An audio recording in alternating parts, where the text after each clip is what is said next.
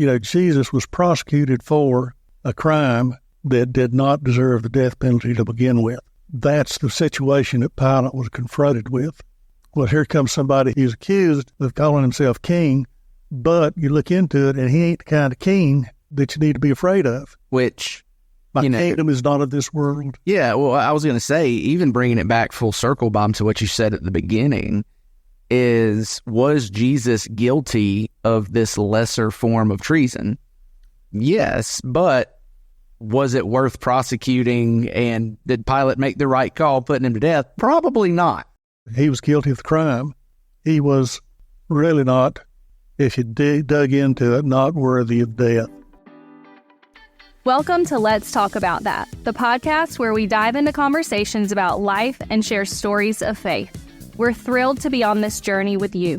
Whether you're a longtime listener, someone who calls the Orchard home, or you're just stopping by, Let's Talk About That is your space to explore, reflect, and connect. Join us as we navigate the intricacies of faith, spiritual formation, and daily life as we invite guests to share their stories with us. So grab a cup of coffee, find a comfortable space, and let's do this together. This is Let's Talk About That, where you can be encouraged and inspired by God's work in our lives. All right. Well, we are back on Let's Talk About That, and we have a special podcast today.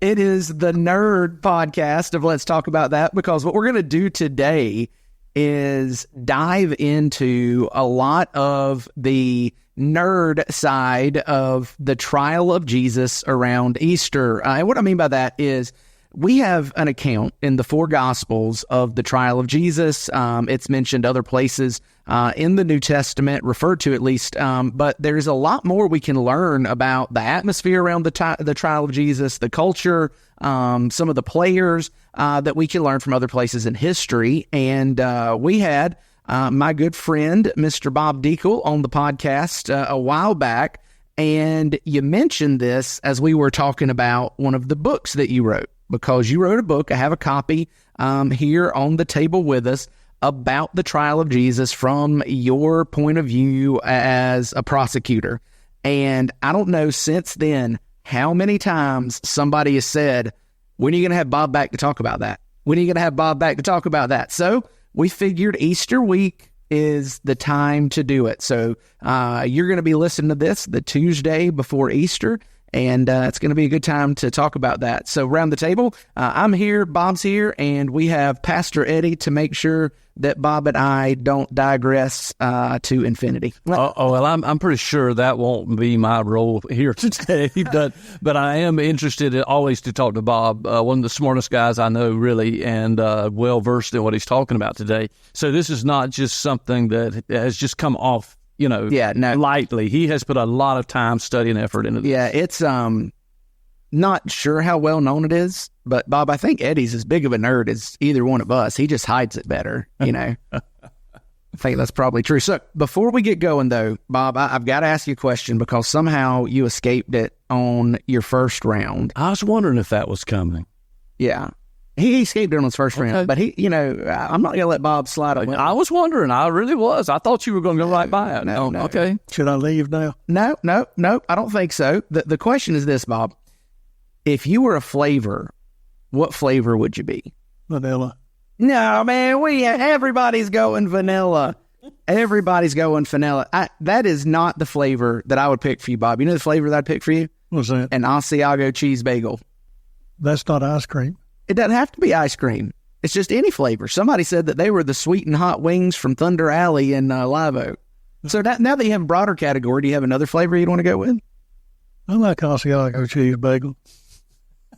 That is Bob's staple when we meet at Panera. I got to say, though, Michael and Aaron really messed up mine and Bob's relationship. Not that we're not still friends and we hang out some, but Bob and I used to hang out a lot more until Michael and Aaron made this nice office for me up here and told me I need to start coming to the office more. So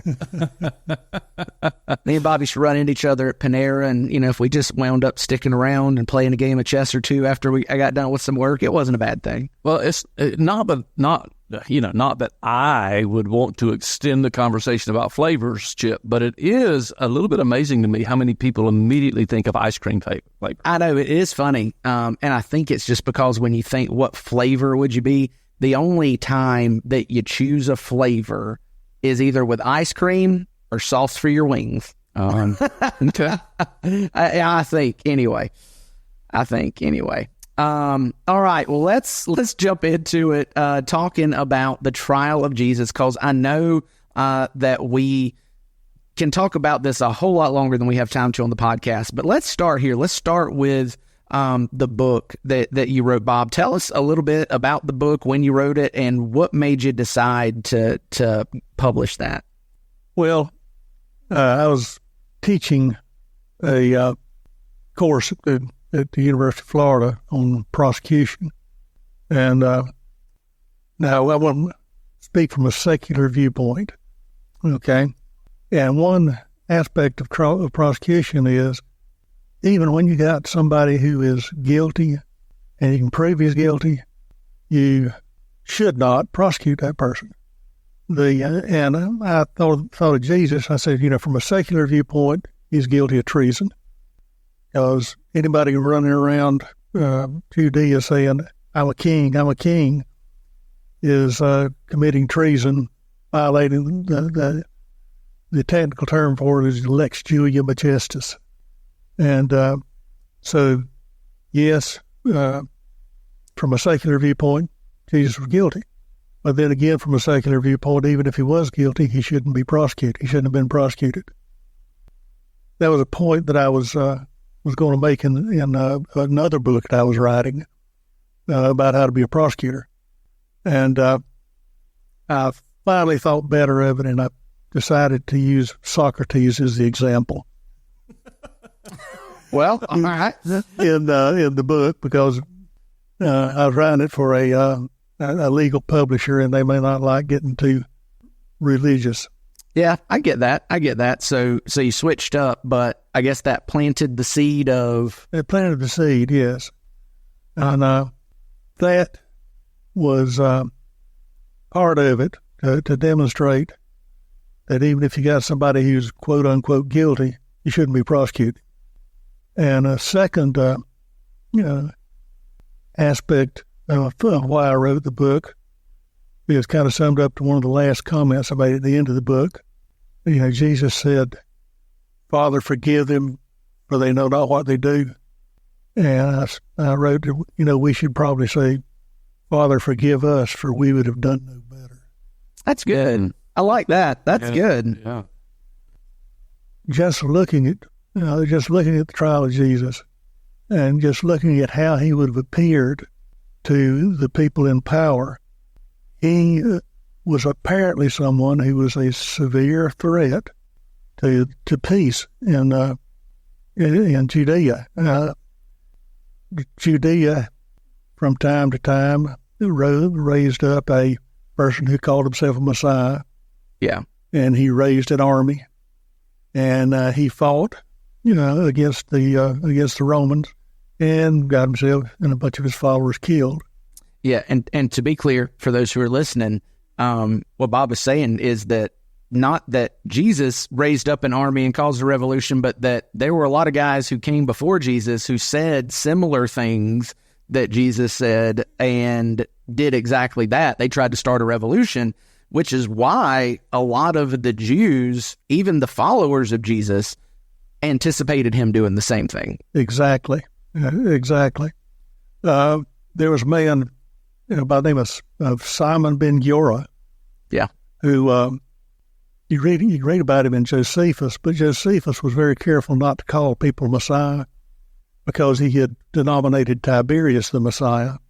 And for some of our listeners, Josephus is a Jewish historian. That's right. Right. And Tiberius is? I said Tiberius, excuse me. It was Trajan. Okay. Yeah, I guess but it would have been after Tiberius. You've been before Tiberius. Let's see, Vespasian. Okay. Just in case you guys were still wondering. Well, Everybody thought I was joking when I said this was going to be the nerd podcast. We can have Bob go up here and just start naming some emperors for us and put them in order, and it'd be great.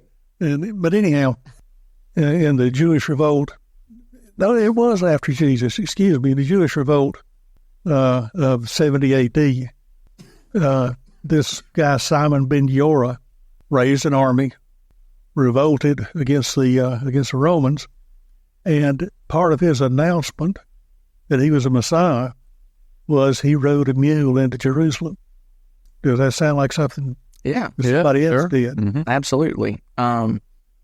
Even in your book, Bob, you mentioned that Jesus was, arrested for teaching in the temple and put on trial and was ultimately let go by reason of insanity. And this was another Jesus. But it was another Jesus. Yeah. And so I think that is something to keep in mind as you set the backdrop for looking at the trial of Jesus, that Jesus did not appear out of thin air in the Middle East ruled by Rome and was the first guy ever to say, hey, I'm here fulfilling this prophecy in your sight. Yeah. And it's why so many people assumed what Jesus was trying to do when he arrived. As a matter of fact, one of my kind of pet, conspiracy theories, in Scripture, and I'm not sure I believe it, but I think it has more validity than maybe we would want to admit, is that Judas might have well been trying to force Jesus's hand into a revolt by betraying him over to the authorities and see if his followers would rise up and overthrow, because that had happened before. And it's part of the reason, and again, as Bob said, when he wrote this book, he did so trying to limit his bias as a believer and approach it from as much of an agnostic point of view as he could. So we're taking out the sovereign plan of God, orchestrating all of this, talking about this. But one of the reasons that they took Jesus of Nazareth so seriously is because of the following he had and what they had seen other people in his shoes do before. Right.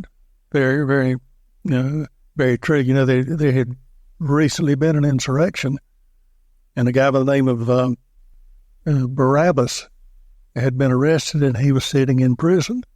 And that insurrection was probably led by somebody who was calling himself a Messiah. Yeah, it was. Historians, at least that I read back when I was in school, said this was a time of messianic fervor. That it was a boiling kettle. And part of that was the Roman occupation of the time, that a lot of the Jewish culture assumed that, okay, now's the time for the Messiah to come because his job is to free us from all this and establish, in their minds, the kingdom he was establishing was reestablishing the kingdom of Israel. Well, one interesting aspect of first century Judea was that there were Jews all over the Roman Empire. Yeah. And the naming practices of the Jews outside of Judea was very, very different from the naming practices of the Jews in Judea. Yeah, which is actually, we just spoke about this in our last sermon series when we talked about the Hellenistic Jews, the Hebraic Jews, yes, and looking at the name of those that were appointed to care for the Hellenistic Jews. When we didn't read that far on Sunday, but all those guys were Jewish but had Hellenistic names because it was a different culture.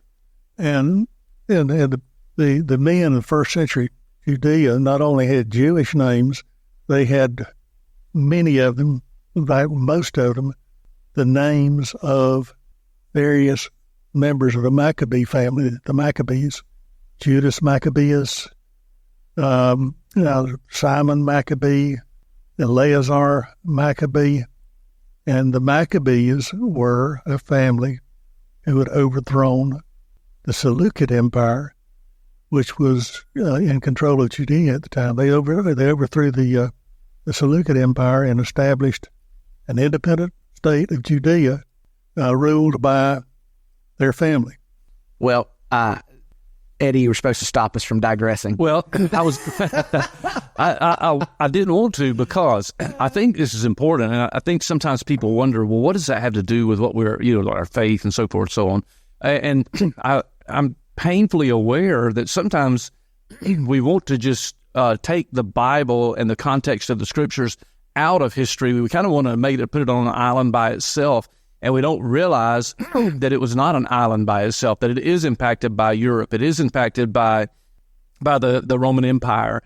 I was having a conversation with Beth, my wife, recently, and she reminded me of that sometimes we just want to put it almost under a bubble, what happened, and we don't even relate it to other things in history, like the Greek philosophers and like the Roman emperors, and about all those things that feed into history. So while I realize we probably should move in another way, we shouldn't, because this is important and it does seem nerdish, but I'd encourage you to listen on.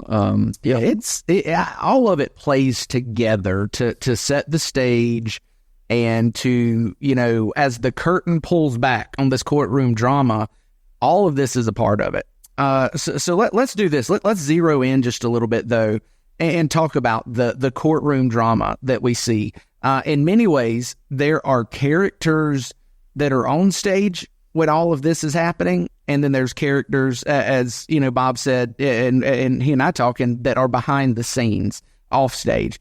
So let's talk first about some of the characters that are on the stage in the courtroom at the trial of Jesus. We have Jesus. We know about Jesus, but there were bringing accusations against Jesus and hearing accusations against Jesus, several different people and groups. So why don't you run through some of that for us? Well, I think the four people who are on stage and would be most familiar with would be Annas, Caiaphas, Herod Antipas, and Pontius Pilate.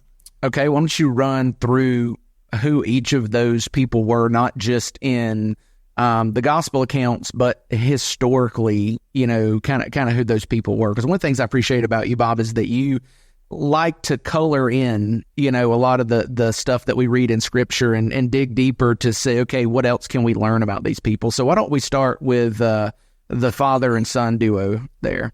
Okay, it was father and son-in-law. That's what I said. It was just to be, You're right. completely accurate here. 100%. What words matter. Words matter. Okay, Annas was probably the most powerful political figure in the Jewish world at that time, or the Judean world at that time. He had been the high priest, and he was able to finagle and maneuver the Roman appointment of high priest to the point that just about everybody in his family at one time or another was high priest. To give you another example of his power, he was in charge of the money changers and people selling in the temple. Seems like Jesus had already met them.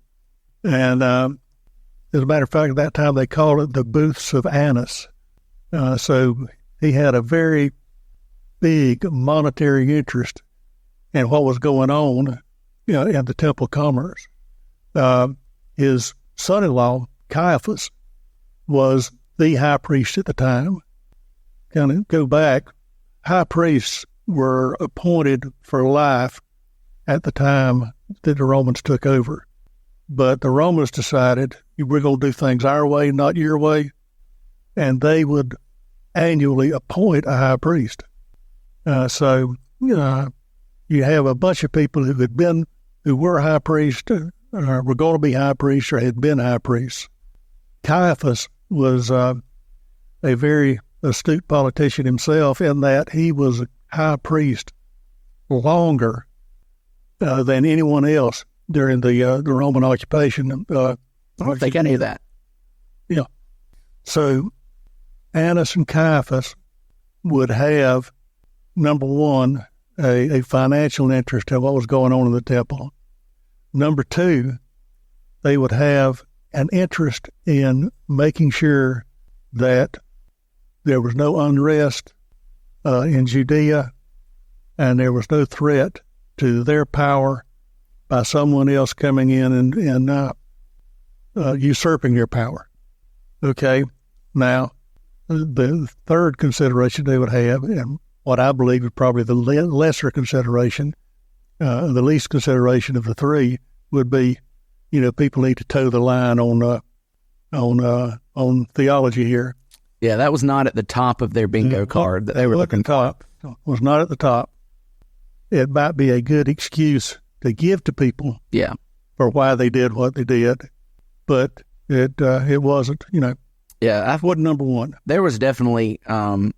It's good to kind of color in those lines and see. There was a financial interest at play, and you look, like you said, in history, Bob, and it's the booths of Annas. That's the people that Jesus was whipping with his bullwhip, flipping tables over in the temple. So there was no love lost there. It also explains why some of the gospel writers refer to Caiaphas and Annas as high priest. Not that Caiaphas was not high priest during that time, but Annas was very much, one, had been high priest, so retained the title. Two, he was the power player here. Caiaphas was, in my understanding, correct me if I'm wrong, Caiaphas was almost like the front man. Annas was still pulling a lot of the strings. I think that's exactly right. So, Bob, is it fair to say that that's part of the reason why Annas and Caiaphas didn't care for Jesus, interrupting their business deals and their economic status as much as maybe making claims to be who he was? I think so. Yeah. And I think, we might get into it a little bit later on.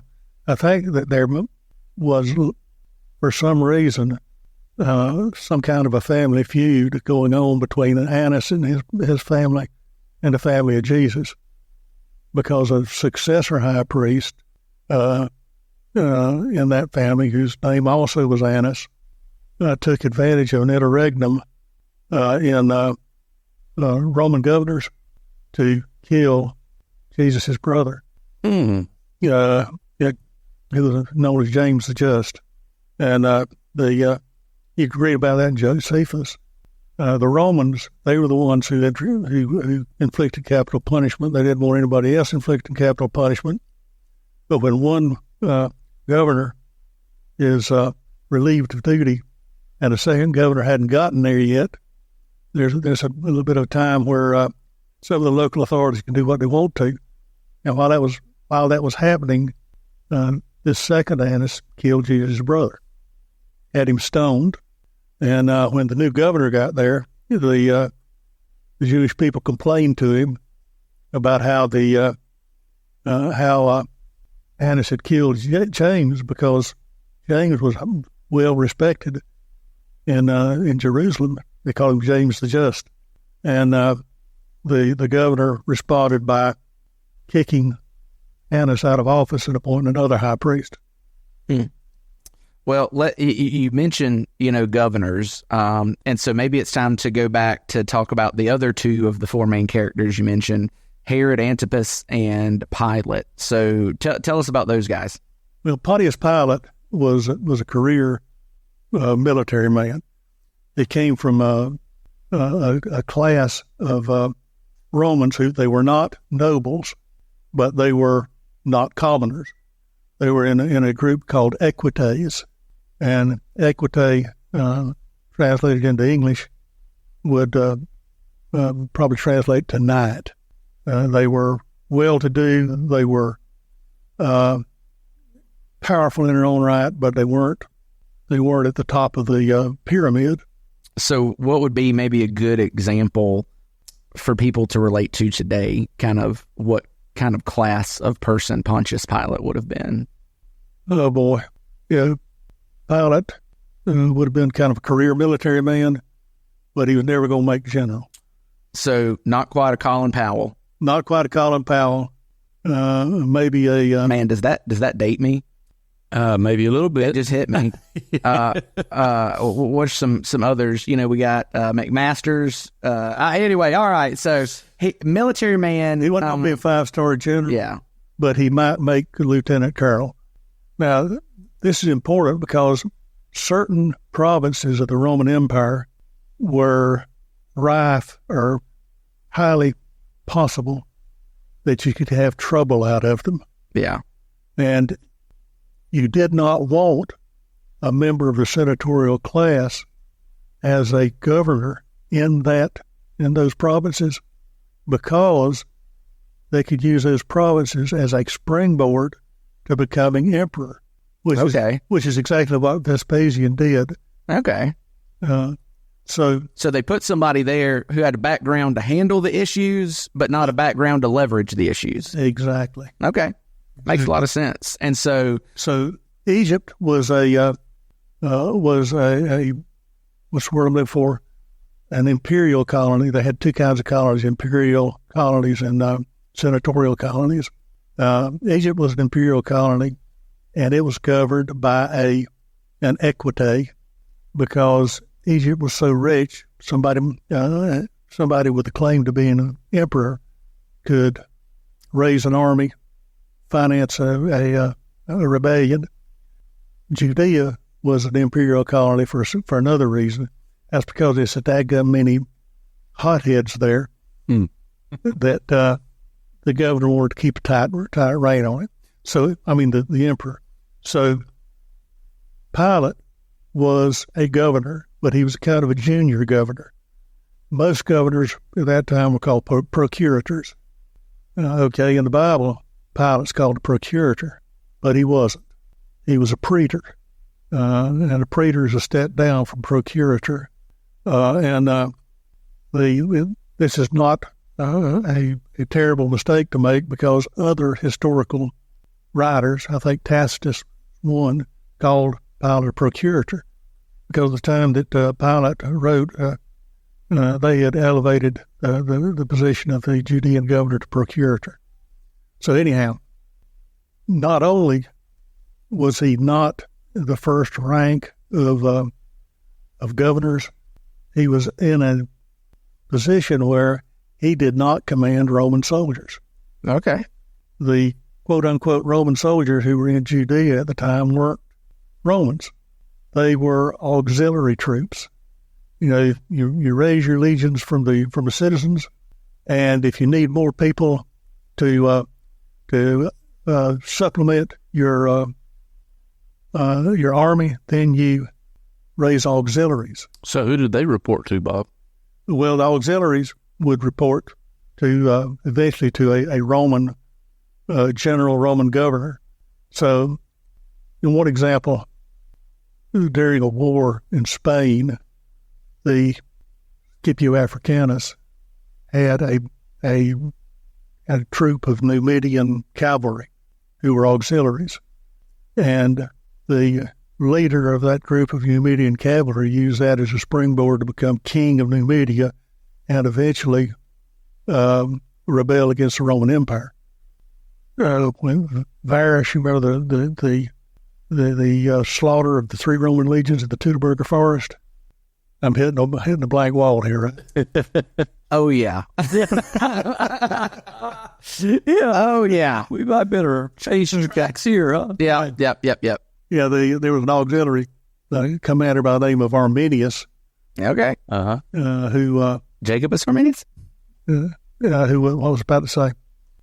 His name was Herman, but if you Latinize it, it was Arminius. And he became so ingratiated himself so with the Roman general there, a guy by the name of Varus, that they gave him Roman citizenship. And in return, he fomented an ambush with his men, which destroyed 3 Roman legions. Wow.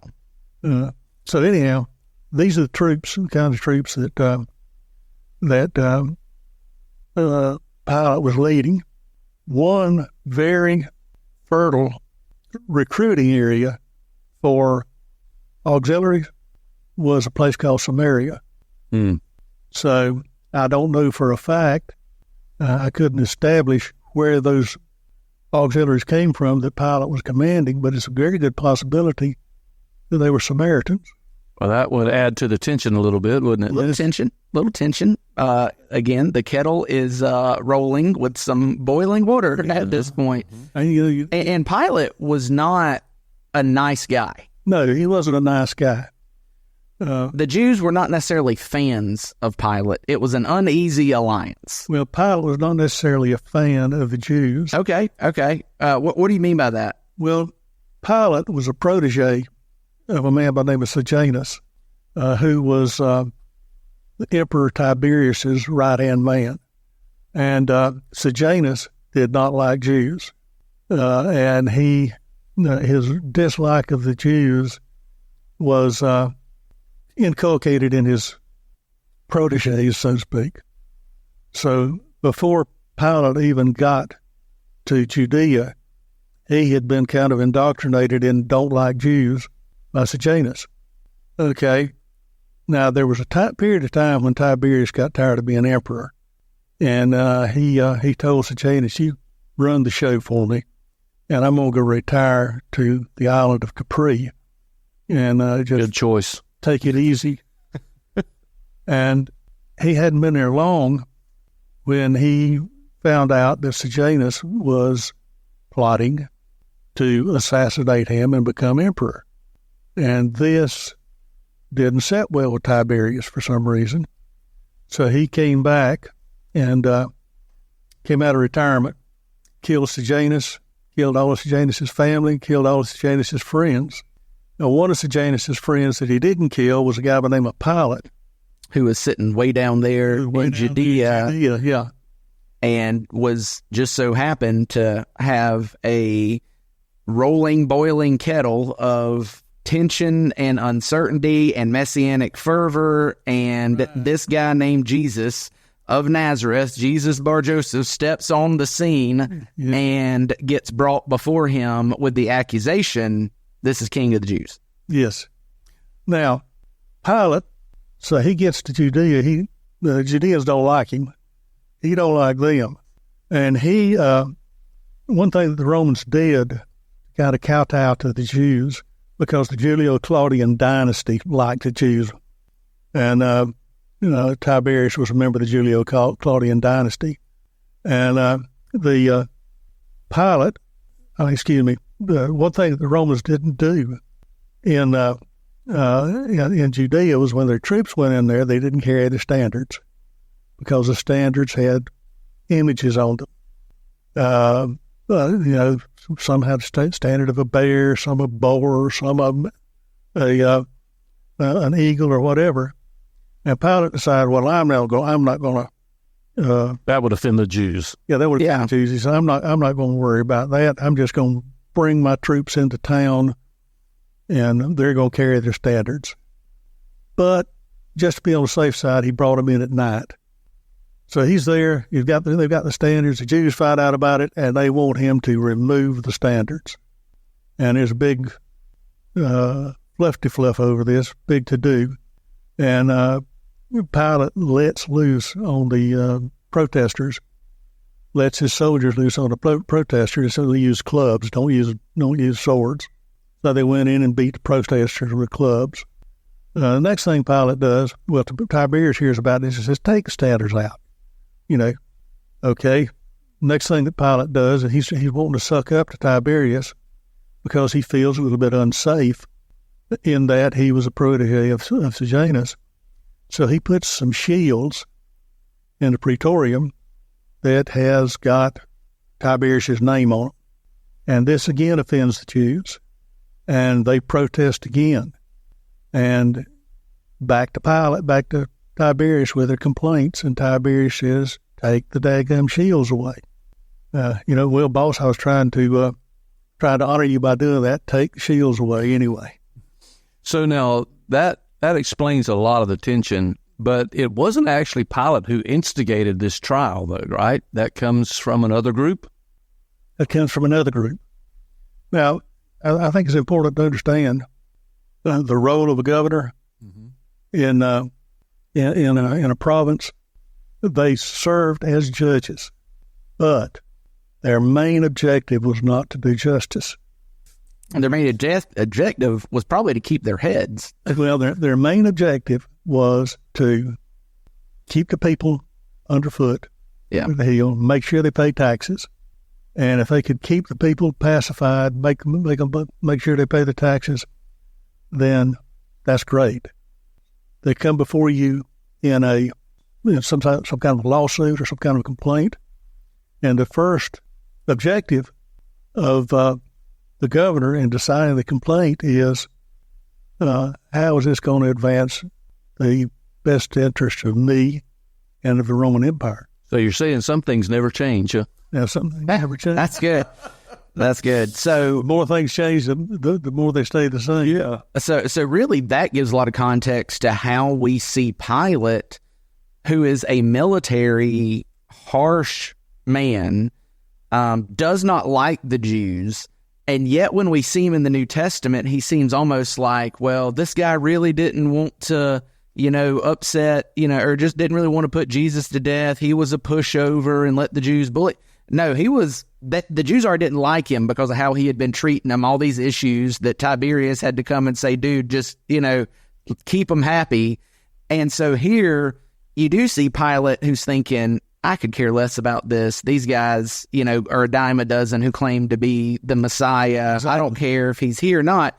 But the Jews are in such a fervor, specifically because of Annas having an economic interest in what Jesus is trying to upend, that the reason Pilate caves is not because he's a nice guy with no backbone, but Sejanus, his mentor, has just been put to death because of an attempt to assassinate Tiberius. Tiberius has his eye on Pilate, waiting to see Pilate slip up, waiting to see Pilate have any kind of, is he making a move? Is he going to raise an army in this potential launch pad of rebellion? So that's why Pilate ultimately lets Jesus go condemns Jesus to death out of self-preservation, because he's caught between a rock and a hard place. Exactly. Now, a lot of people used to say that, well, Pilate didn't really exist. Yeah. There was a guy named Pilate, despite the fact that the Bible tells us there was a Pilate. Josephus tells us there was a Pilate. The Jewish philosopher Philo tells us there was a Pilate. All those people saying that Pilate existed was not good enough for the biblical doubters. Where did that come from, the idea that Pilate didn't exist? The best way to undermine a religion is to say that the major players in the religion were figments of the imagination. Okay. Or at least uncredible. Yeah. But anyhow. So to be clear, you said uncredible, not incredible. Yes. Okay. But after I said it, I thought that's probably not the best choice of the words. Yeah. They lack credibility. Yeah. Anyhow, that line of argument was put to rest when they found a stone, which was part of the cornerstone on a building that Pilate built, and the inscription on the stone was something like this: "How Pontius Pilate dedicate this building to my great benefactor Tiberius." Yeah, and that was a recent find. Yeah, that was the 1900s, Bob. I don't remember the date. I think it was in the second half of the 1900s. Yeah, it was a late find. I remember my first trip to Israel. They were pointing that out, where it was, so forth. And at that point, which would have been in the late 70s, I'm dating myself, it was a fairly recent find. Right. Yeah. I think that was about the time I heard of it and read about it. So, it's kind of hard for a figment of the imagination to build a building and dedicate it to. Yeah, you would think. Yeah. All right, so there's one character we haven't talked about, but the good news is Tiberius is one of those main offstage characters that we just talked about. But talk to us about Herod a little bit and the role that he played in this. Well, Herod was he was a tetrarch of Galilee. When they divided Judea up into a number of different geographical locations. One of the locations was Galilee, and the only member of the Herod family that the emperor called a king was the king of Judea, King Herod the Great. When he died and it was divided up among his sons, Herod Antipas was called a tetrarch, the leader of the fourth part of Judea. So And he'd like to, he kind of wanted to be king, and that eventually led to his downfall, was his quest to become a king. But anyhow, so he's ruling Galilee, and Pilate really doesn't want to mess with Jesus. It's basically an aggravation. And a lot of times judges, when they've got a case before them they don't want to mess with, they find an excuse to ship him off to somebody else. Yeah, fair enough. And so Pilate finds out that Jesus is a Galilean, and he says, oh, well, the Tetrarch of Galilee just happened to be here for Passover too. Send him over to the Tetrarch of Galilee. And one thing that I thought at the time that I was writing the book was Jesus was in the palace of Caiaphas to begin with, and then he was at the Praetorium, and then he was at Herod's Antipas's palace, and we got a number of trials going on here, geographic separation. How in the world could you pack all of that into one night, one evening? Then I went to Jerusalem, and all these places were right next door to each other. Wasn't as spread out as it is over in, like, say, Jacksonville, huh? So also, just seems like a good segue. Eddie did one of my favorite things to do in Jerusalem with you when you guys were there together. I love putting people on the spot to see how they respond. Yeah. But Eddie took it to a whole nother level. So I did, but I wasn't afraid to put Bob on the spot, because if you've listened thus far, you see why. I mean, he knows this stuff, and honestly, it was completely unplanned. It was not a forethought. I was riding along on our tour bus, and Bob and his wife Lane were with us, and on that particular trip, and I was telling our guide Hillel about Bob writing the book, and Hillel took immediate interest in that. And started asking me some questions, and we were talking back and forth, and Hillel said, I've got an idea. So it wasn't my idea. Hillel said, no, that's Hillel. Hillel asked me, he said, do you think, Bob, maybe we could, I don't think he said, do you think? I think maybe he said, maybe we could ask Bob to share a little bit at the House of Caiaphas. The House of Caiaphas is one of the places we always stop there. It's a wonderful place to be, and it's so much of the original left that you feel like you're in that spot. And so I said, sure. Because I believe Bob would be happy to do that.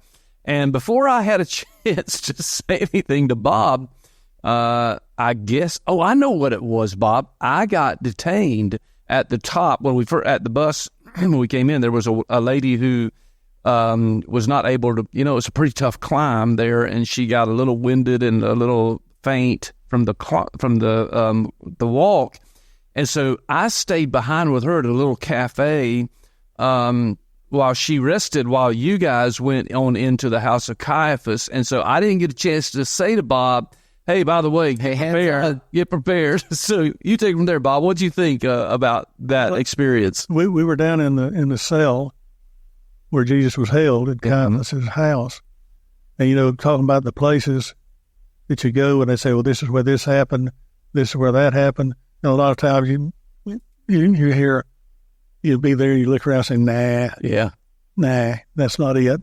But when they talk about being in the cell where Jesus was held at the House of Caiaphas, I got the feeling, the very strong feeling, this is where he was. It seems to make complete sense. So anyway, I'm sitting there, looking around, lollygagging, taking things in, and then Hillel makes a statement about the trial of Jesus, and then he says, take it away, Bob. Take it away, Bob. Hey, tell us about the trial of Jesus. And I said, okay.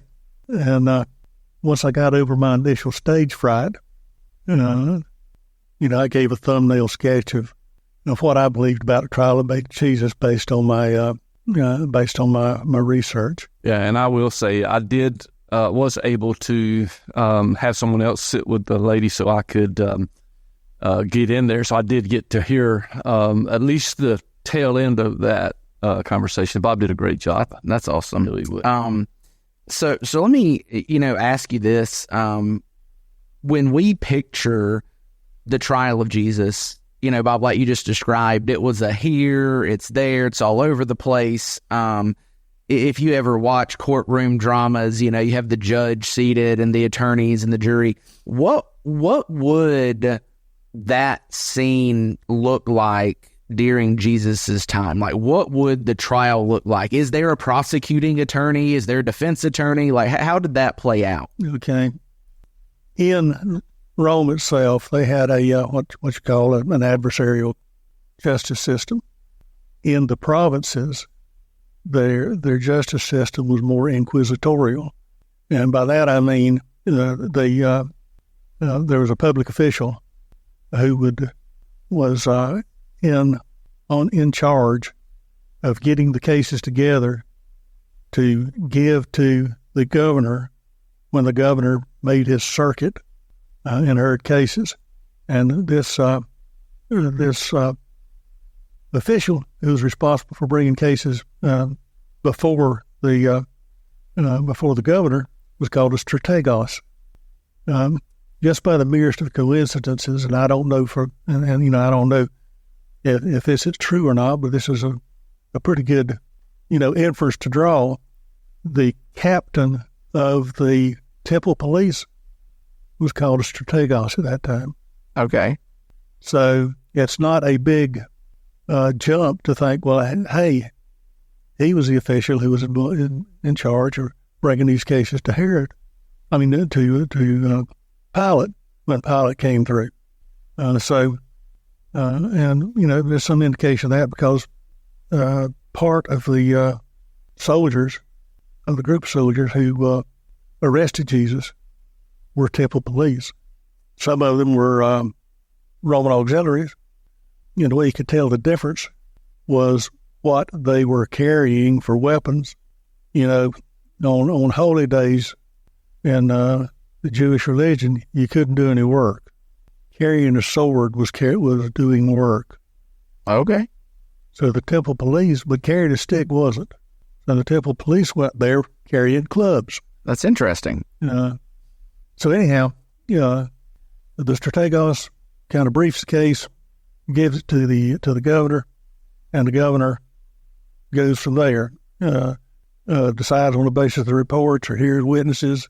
Now, the Annas, Caiaphas, and the upper hierarchy of the temple wanted Jesus dead, and so they played a very big role in the trial, acting as prosecuting witnesses.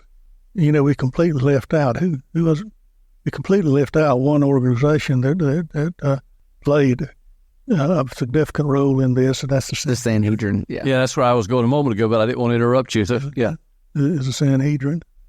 Sanhedrin is a Aramaism, so to speak, of the Greek term Sanhedrian. If you want to call the Sanhedrin by its correct name, you'd call it Bet Din or House of Judges.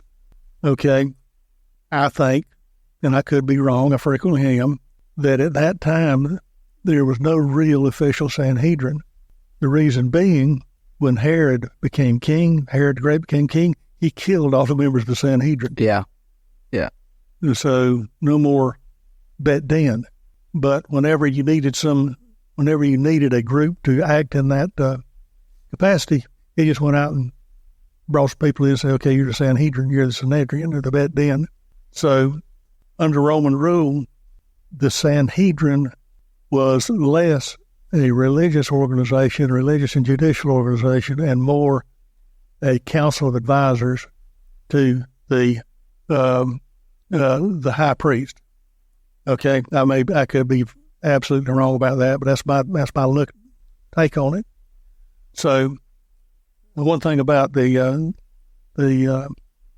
trial, people talk about, well, the Sanhedrin did not follow the Jewish law holding the trial of Jesus. Well, they didn't follow the Jewish law for a pretty good reason. They were an arm of the Roman government, They weren't doing, quote, religious stuff. They were doing civil stuff. And they were not completely concerned about doing things according to Jewish law. They were concerned about doing things according to Roman law, because that's the only way they were going to get Jesus killed. Yeah, was by getting him found guilty of Roman law under Roman law. Which is, really interesting dynamic in the trials is, because if you look, some of the accusations are, hey, Jesus claiming that he's going to destroy the temple and 3 days build it back up. Yeah. But yet, as you said at the very beginning, what Jesus was crucified for, condemned to death for, was treason, claiming to be king with the thought, oh, he's just another one of these messiahs that's going to incite rebellion, raise an army. It's going to cause a lot more conflict. Pilate's sensitive right now because he's being looked at. Let's just go ahead and end this. Yeah. And the form of treason that Jesus was prosecuted for was a very minor form. Unpack that a little bit, because I know that you said that. There are two levels of treason. There was traditional treason they call perjuelio, and that's plotting to overthrow the government, and that sort of thing. The minor form of treason was called the lex Julia majestus. Yes, was basically insulting the emperor. If you insulted the emperor, you were a goner, and this is particularly true after the conspiracy of Janus, because Tiberius was, a little bit paranoid. Yeah. And anybody who did anything that even suggested an insult towards the emperor, he threw him in jail and had him executed. One guy was put in jail because he went into a restroom, and he had in his purse a coin with Tiberius's picture on it. Okay, because he went into the restroom with the coin with a picture. Oh, okay, that's sensitive. So that offended him. So that offended. So he was killed for doing that. Another comedian was telling jokes about Tiberius, and he wound up getting killed. And when Tiberius died, the jails were full of people being executed for stupid things that transgressed the lex Julia majestus. As a matter of fact, the executioner at that time, he drug his feet on executing people because he figured, rightly so, that after Tiberius died, the next guy who took office was going to pardon everybody. And that's what happened. So that's interesting. So, okay, now, if you've got somebody running around Judea saying, I'm the king of Jews, let's raise an army and throw off the Roman yoke, that's perjuelio. If there's somebody running around Judea who's saying, I'm the king of the Jews, turn the other cheek, walk the second mile, return good for evil, that's not perjuelio, that's a violation of the lex Julia majestus. So, Jesus was prosecuted for a crime that did not deserve the death penalty to begin with. That's the situation that Pilate was confronted with. Well, here comes somebody he's accused of calling himself king, but you look into it, and he ain't the kind of king that you need to be afraid of. Which, my kingdom is not of this world. Yeah, well, I was going to say, even bringing it back full circle, Bob, to what you said at the beginning, was Jesus guilty of this lesser form of treason? Yes, but was it worth prosecuting, and did Pilate make the right call putting him to death? Probably not. Okay, now we're looking at it and saying that Jesus is a human being. Yeah, and again, like we said, this is just side of God's sovereign plan of salvation. Don't flip that. Yeah, Jesus was a son of God. If he wanted to call himself king, the emperor better fall in line and say, yes, sir, yes, sir. Yeah. But anyway, from looking at the case through the eyes of the people involved, he was guilty of the crime. And he was really not, if you dug into it, not worthy of death. Okay? Yeah. So, and that's basically what Pilate found. He said, I find no fault in him. yeah, not meaning Pilate wasn't saying, oh, no, this guy's perfect. That's not what Pilate was saying. Pilate was really saying that this isn't worth it, guys.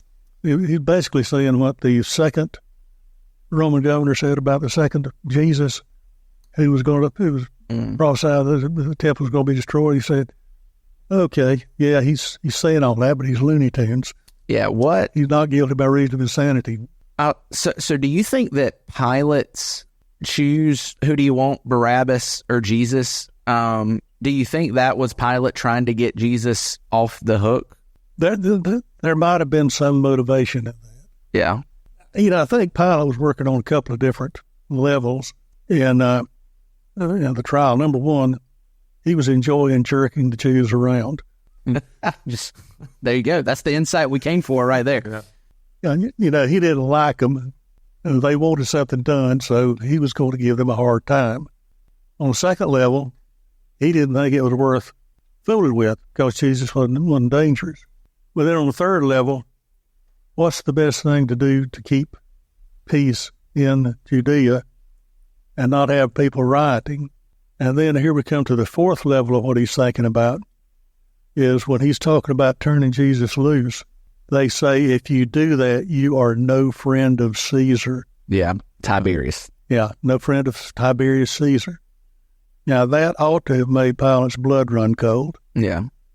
Because if they went off, sent a delegation off to Tiberius, and they knew how to do it, they'd done it several times before, complaining about this, about what Pilate had done, then Pilate just may have joined all the other proteges with Janus with his head on the chopping block. Yeah, I think one of the things that's really interesting when you understand the cultures and characters at play is looking back at the disciples that Jesus had and who they were. There was Simon the Zealot, which probably ran in the same circles as Barabbas, potentially with what Barabbas was accused of. Well, the Zealot was a revolutionary. Yeah, that's right.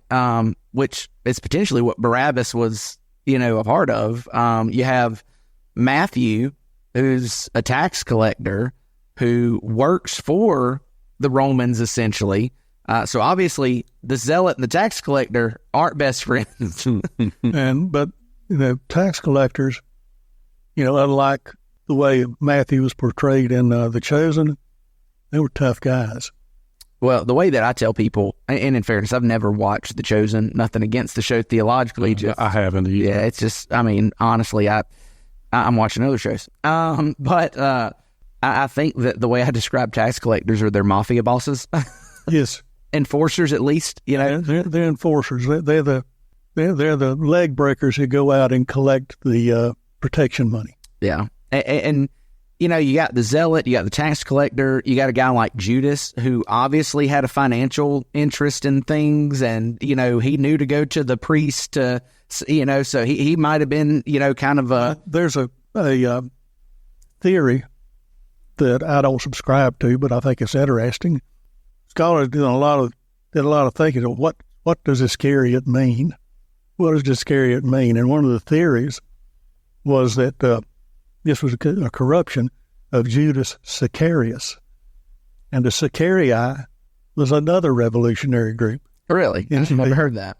And that kind of falls right into the theory you said you had about Judas. Okay. Judas turned Jesus in order to get him to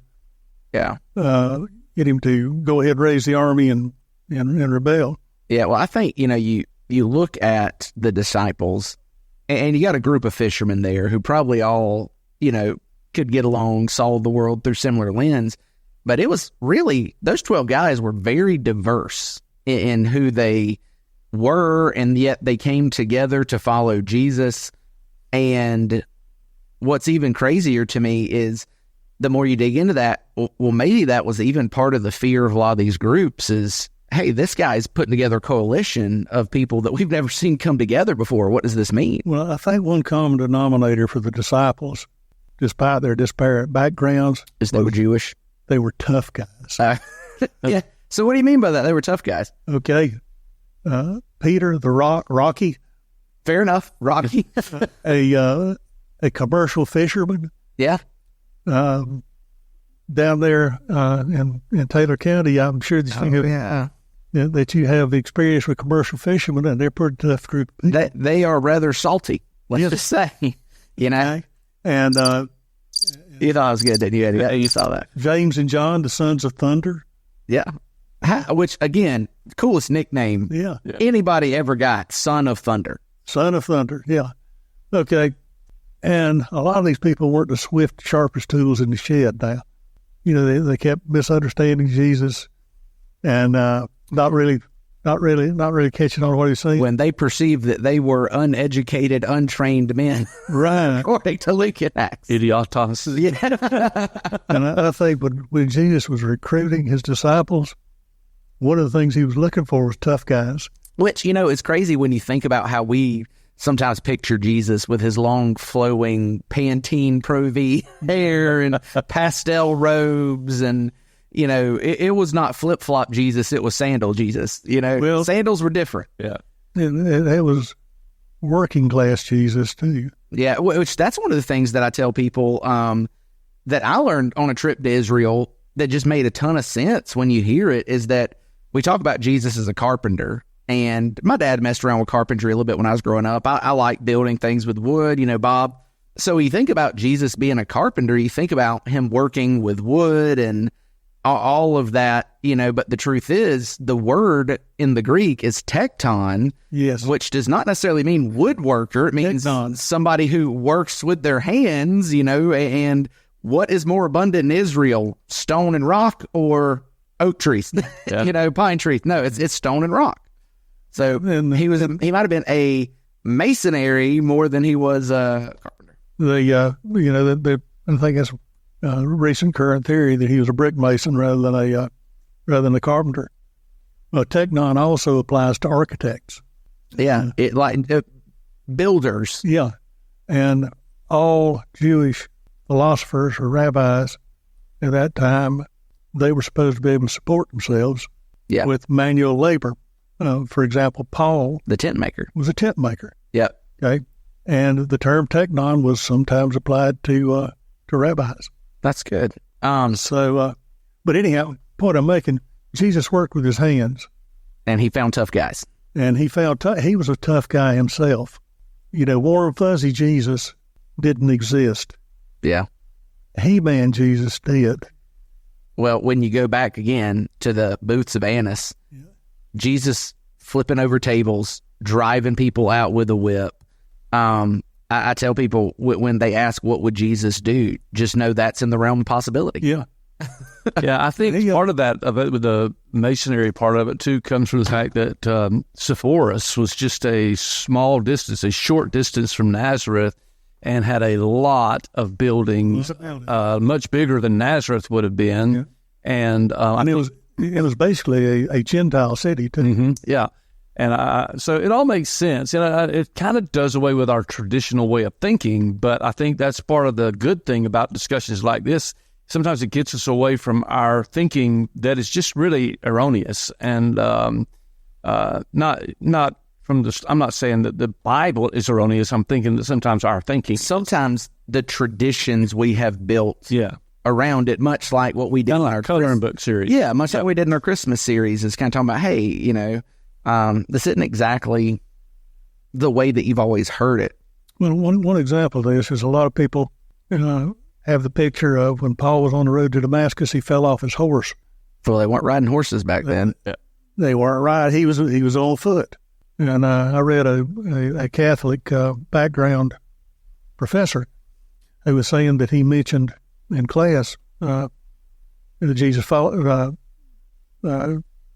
falling off his horse, and a evangelical Christian raised his hand. He said, "Sir, there ain't nothing in the Bible about Saul falling off his horse."